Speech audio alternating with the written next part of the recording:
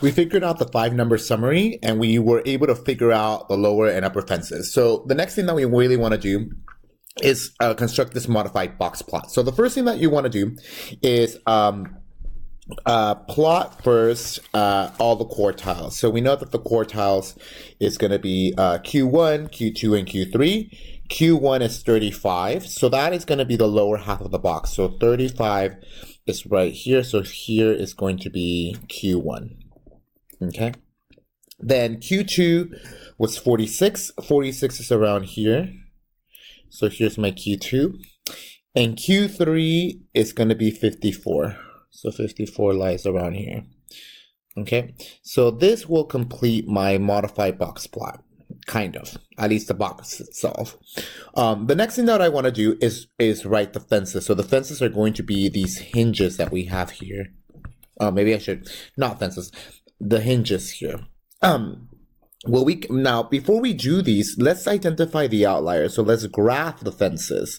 And if you see, the fences were 6.5 and 82.5. So let me write the fences, and then what I'm going to do, I'm going to dot them. So 6.5 is around here. Here's 6.5. 6.5, and then the other one's going to be 82.5. So 82.5 is around here. Let's pretend that's 82.5. Now, first, let's figure out which one was my outlier. Now, my outlier was 87. So 87 is going to be here. And what I'm going to do to represent this 87, I'm going to put a dot. And this dot is going to represent, my outlier. Okay, now my hinges, okay, are now going to be my minimum and maximum value. Now, my minimum value in this case is going to be 22, and 22 is a good value, so that will be my lower hinge. So 22, which is right here, okay, so here's my 22.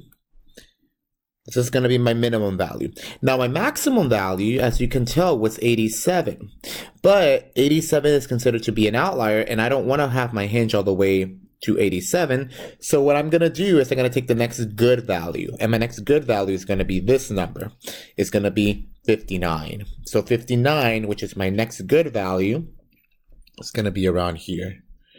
So this 59 is going to be my next good value.